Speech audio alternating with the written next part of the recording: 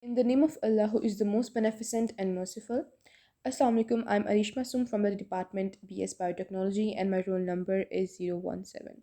Today, the discussion of my topic is catalysis, heterogeneous and homogeneous catalysis. And I'm presenting it to our resource person, Sir Hammad Majeed, and I hope you all are doing well. So let's begin to the topic. First of all, catalysis. The rate of reactions are not affected by the concentration of reactants and temperature, but also by the presence of catalysts. So in chemistry, catalyst is any substance that increases the rate of reaction without itself being consumed. In human bodies, enzymes are naturally occurring catalysts responsible for many essential biochemical reactions. So catalyst is an event or a person causing a change. Now, what's the term catalysis means? Catalysis is the phenomena of alternating rate of reaction with the help of a catalyst. So now let's talk about an example of the thermal decomposition of potassium chlorate. When potassium chlorate is heated strongly, it breaks down, releasing oxygen gas and leaving behind a thermally stable solid residue of an ionic potassium compound. So, as you can see in the slide, that potassium chlorate is converted into potassium chloride salt and oxygen gas with the help of a catalyst manganese dioxide. So in absence of catalyst, potassium chloride decomposes slowly even when it's heated. But when even a small amount of magnesium dioxide is added with potassium chloride before heating, reaction proceeds rapidly and manganese dioxide remains unchanged after the completion of the reaction. Now the importance of catalysts. Catalysts are enormously important both in the chemical industry and in living organisms. So catalysts speed up chemical reactions by lowering the amount of energy needed to get going. So catalyst is the backbone of many industrial processes which use chemical reactions to turn raw materials into useful products. So catalysis is involved some point in the processing of over 80% of all manufactured products.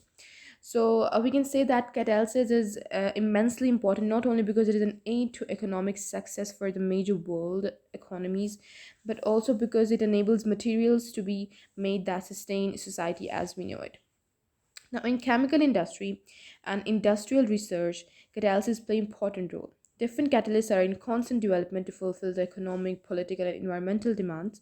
So, when using a catalyst, it is possible to replace a polluting chemical reaction with a more environmentally friendly alternative. Some common industrial catalysts used in industrial processes are iron, vanadium, platinum, nickel, etc. In environmental chemistry, it can make things greener. For example, some silver catalyst actually produces fewer toxic byproducts, making the whole reaction more environmentally friendly. At its heart, a catalyst is a way to save energy, and applying catalyst in a grand scale could save the world a lot of energy. So, for example, catalysts such as nitric oxide play a role in the formation of air pollutants. Other catalysts, platinum in automobile catalytic converters. Other examples include acid catalyzed esterification of carboxylic acids and alcohols, and gas phase catalyzed reactions in the destruction of the ozone layer. Now, in living organisms, catalysts play a very important role as enzyme catalysis is essential for making biochemical reactions proceed at appropriate speed in psychological conditions. They speed up reactions in cells so that they may occur in fraction of seconds. In absence of catalysts, most cellular reactions would not occur even more time period of years. So let's talk about an example of nitrogenous enzyme. Nitrogenous enzyme is responsible for the catalysis of nitrogen fixation, which is reduction of nitrogen to ammonia, and this process is vital to sustaining life on Earth.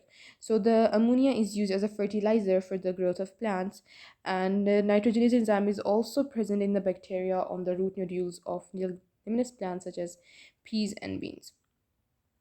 Now, how does a catalyst work? So, catalysts work by providing an alternative mechanism involving a different transition state and lower activation energy. Consequently, more molecular collisions have energy needed to reach transition state. So, catalysts can enable reactions that would otherwise be blocked or slowed by kinetic barrier. So let's talk about an example of the decomposition of hydrogen peroxide in basic aqueous solution. Hydrogen peroxide can easily break down and decompose into water and oxygen. breaking into two parts of, or if there are no other molecules to react with, the parts will form water and oxygen gas, as they are more stable than the original molecule of hydrogen peroxide. The catalytic decomposition of hydrogen peroxide occurs when administered to bonds. Catalase is an enzyme in blood which catalyzes the reaction. So you can see in the slide that how hydrogen peroxide is converted into two molecules of water and oxygen gas. So hydrogen peroxide decomposes slowly at room temperature because the reaction has high activation energy of about 76 kilojoules per mole. Now, another example is presence of iodide ion.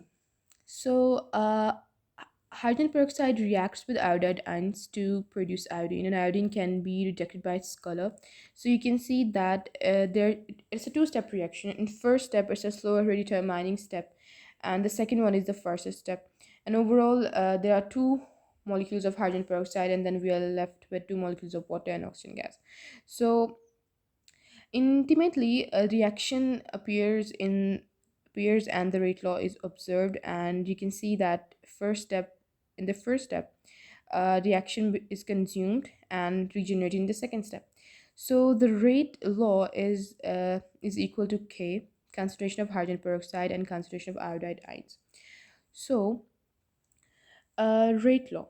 Let's talk about rate law is consistent with the reaction of hydrogen peroxide. So catalyst affect the rate constant because catalyst alters the mechanism of reaction such that activation energy decreases. So using our Arrhenius equation, we can deduce that at any given temperature, the rate constant will be greater for the catalyzed reaction in comparison to the uncatalyzed one. So as we can see in the reaction of hydrogen peroxide, the first step is consumed, and in the second step the regenerated step, and after that it's consumed a subsequent step. So catalyzed pathway might have a faster rate than the uncatalyzed one because of the larger frequency factor or a smaller activation energy, as we talked about Arrhenius equation. So catalysts function by making available a reaction. So catalyzed reactions are typically used to accelerate the rate by which a specific chemistry proceeds. Essentially, the action of catalyst is to provide an alternative lower energy pathway for reaction. So for this to occur, the catalytic substance interacts with the reaction and forms an intermediate compound. So remember that catalyst will appear in steps of reactions mechanism, not appear overall reaction, as it is not a reactant or a product. So the energy profile for the catalyzed pathway exhibits two maxima, that is the two transition state, with a minimum between them, and the energy of the intermediate species present after the first step. So remember that with catalysts, the average kinetic energy of molecules remains the same, but the required energy changes or decreases. Now you can see in the graph that catalyst does not affect the energies of the reactants and the products, which are the same for the both catalyzed and the uncatalyzed pathways. So, what are the catalyzed and the uncatalyzed pathways? Catalyzed pathways are those pathways in which catalyst is used, whereas uncatalyzed pathways are those pathways in which catalysts are not used. So, catalyzed reaction proceeds with one step mechanism, that is one transition state, as we discussed in the last slide, whereas the catalyzed reaction follows two step mechanism, that is two transition state, which can be observed with the notably lesser activation energy. So this is all about catalyst, its working and its importance, and I just explained it briefly, and I hope you guys understand it well. So this is all from my side. Now my next partner will present the next part of these slides. So thank you so much.